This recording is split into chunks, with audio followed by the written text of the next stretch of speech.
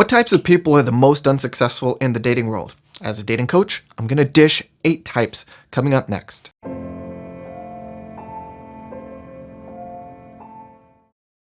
What's good, everyone? Mario here. In this video, what I'm going to share with you are the different types of people, 8 of them to be specific, that I've encountered and kind of put into categories who suck at dating, both men and women.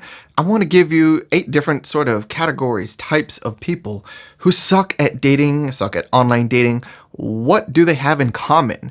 There are these 8 types that are just going to suck in real life, in virtual settings. It doesn't matter. So we're going to get into that so that you can learn from them and hopefully not be like them. But first, let me remind you that if you're not fully satisfied with your current dating or your online dating experiences, I invite you to join one or both of my free online academies. They send out free weekly videos that are designed to help you level up your dating game. Sign up is super easy, takes seconds, and you can do so by clicking the link in the description or the card for this video. The next sort of people who aren't going to be doing well in the dating world are people who aren't learning anything anymore. All right, now you don't need to learn just specifically about dating, but if you're not learning anything, I like to kind of talk to people and say like, okay, well, like you're 35 and you're telling me you have dating struggles. Well, like what are you doing to like become the best version of yourself? My simple question might be like, okay, what's the last book you read?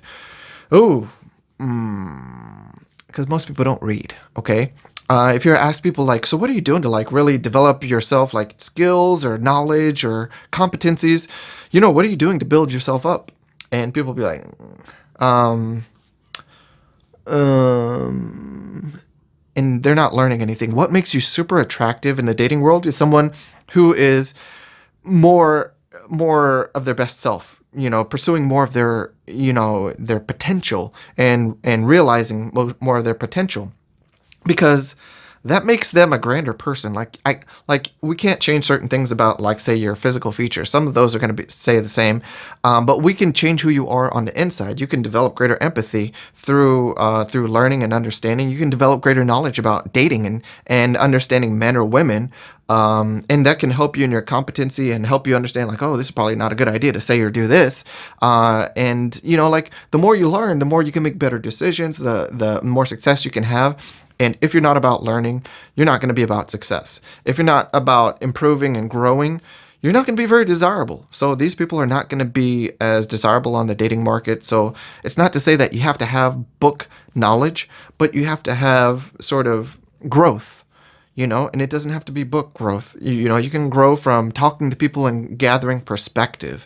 It doesn't have to be that sort of, school sort of knowledge either. All right. Next, the 6th sort of person who isn't doing so well in the dating world is those who are so judgmental. Here's the thing. What I have learned over my years and my experience in this attraction, dating, and relationship scene is that judgment really does not help. It makes people not want to open up to you. It makes people not want to share their thoughts, their secrets, or the things about you that they would like to tell you because they fear your judgment. People don't open up to those who have judgment. People don't share their desires with people who are judgmental. People don't share their dreams with those who are judgmental. People don't share their sexual fantasies with people who are judgmental. All right? So, are you hearing me?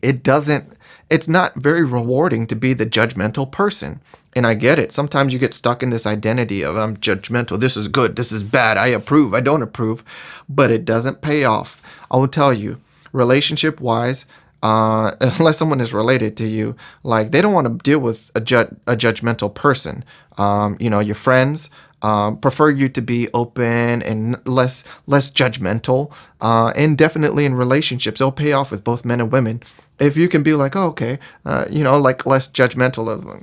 You don't want people, because what people will do is they will shut down and not want to open up and talk to. And you'll just think, well, that person doesn't talk very much. Or the conversation's stale with this person.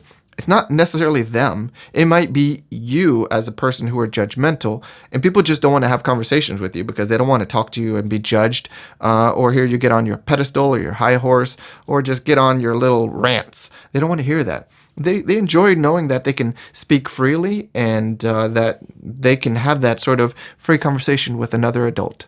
All right. Next, this is a good one. All right. The men and women who are struggling in the dating and online dating scene are those who see it as the effort is work. All right. One of the things that I want to pass along to everyone, male or female, is that friendships, attraction, dating, relationships, marriage, whatever it would be, these sort of endeavors should not be considered work. Oh, I have to do this. You know what? One of the things that I talk to my clients about that I work with is, hey, enjoy this whole dating process. Doesn't always work out with the happy ending and the relationship and the date or even sex, but you have to enjoy the process. And I try and tell them, like, one of the things that I really enjoy is getting to know new people and learning what makes them tick. And it allows me to kind of grow. Like, I have a little bit better understanding for them, of others, of people like them, and of the world and people in general. And in that sense, I get to know people without viewing it as work. Oh God, I have to ask this person where they're from, what they're into, blah, blah, blah. First of all, you don't have to ask stupid questions. No one's making you. That's you. You can have fun, interesting conversations. But what you want to do is turn dating and attraction into fun, into exploration, not into work. The people who are like, oh God, I guess I have to go out. I guess I have to go on a date. I guess I have to call somebody. I have to text somebody.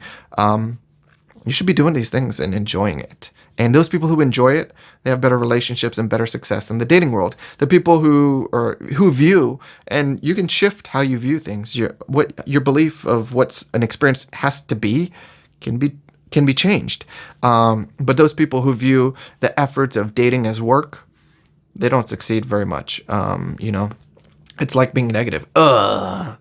It's not attractive. And it's just negativity will not be one of those behaviors that is just going to be rewarded in any fashion very highly in the dating scene.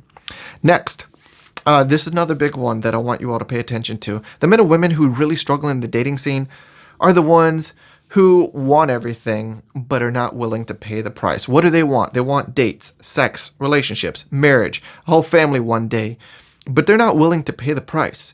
Maybe they don't want to lose weight to improve themselves so that other people might pay attention. Maybe they're not willing to read a fucking book. Maybe they're not willing to ask for and receive help. Maybe they're not willing to alter some of their lifestyle, like making time. People want to say, I don't have time. That's complete bullshit. Like when you really value something, you make the time. A lot of people want all the rewards of attraction and dating and relationships without paying the price. They don't want to have to invest in getting to know someone. They don't want to invest in phone calls and text conversations and dates, but they want the payoff.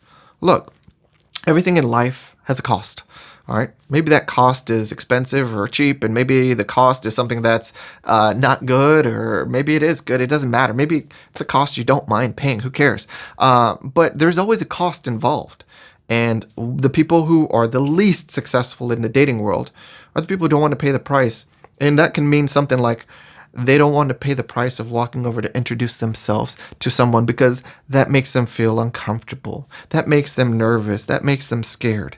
Newsflash, we all are going to feel uncomfortable, scared, and nervous and anxious about certain things, because you know what? It always is when we don't know somebody and we don't know the outcome.